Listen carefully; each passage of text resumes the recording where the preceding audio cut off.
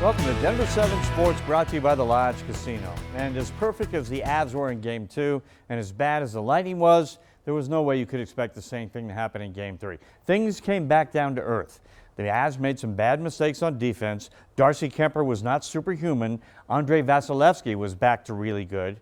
And it all added up to a Game 3 win by the Bolts. They were at home for the first time, so yeah, they fed off their fans' energy, as we said they would, and as the Avalanche said they would too. But still, the Avs scored first. They talked about getting the lead, getting a fast start. That was key to this game. And Gabe Landeskog scored 1-0.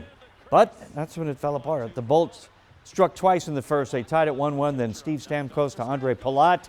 Oh, Tampa Bay took a 2-1 lead into the second. Early in the second, Josh Manson was behind the net. And this is what we're talking about, bad defense. Terrible turnover. Right to the Lightning, right to the net. Ooh, that was easy money. But the Avs weren't done yet. On the power play, McCarr to Gabe, and the captain got his second of the game. It was 3-2.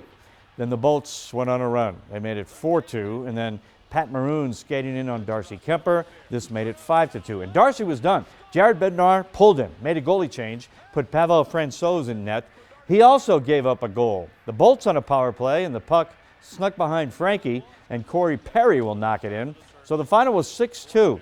The Avs now lead the series 2-1 with Game 4 Wednesday night in Tampa. Let's get to Amalie Arena in Tampa and sports anchor Nick Rothschild. And Nick, the series has kind of crashed back to reality. The fantasy of a sweep and every game being 7-0 Avs, that was blown up tonight.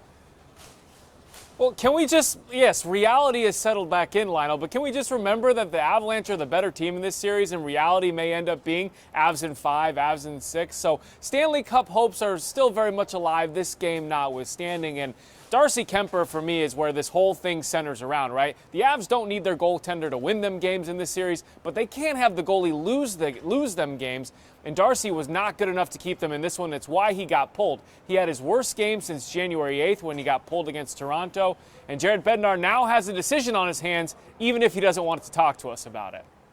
He didn't have a good night, Neither did our team. So, again, we win as a team, lose as a team. You can group him in with everybody else, Just weren't as good as we needed to be. Regroup, look at the mistakes we made, talk about how to correct them, look at some of the adjustments they made, what we feel is really important to our game within the adjustments that they made. Some of them are obvious to me already as the game went on. Kemper can play better. He knows that. We know that. And whether or not it's Darcy Kemper or Pavel Francouz, the defense needs to play much better in Game 4. But at the end of the day, Lionel, they need someone between the pipes that can make a big save, and that was not Darcy Kemper tonight. All right, Nick, thanks very much. So the Avs still lead the series 2-1. Yes, they're still the favorites to win the Cup, yes. But looking ahead to Game 4, questions. How good will Vasilevsky, the elite goalie, the best in the world, be for Tampa Bay from here on out?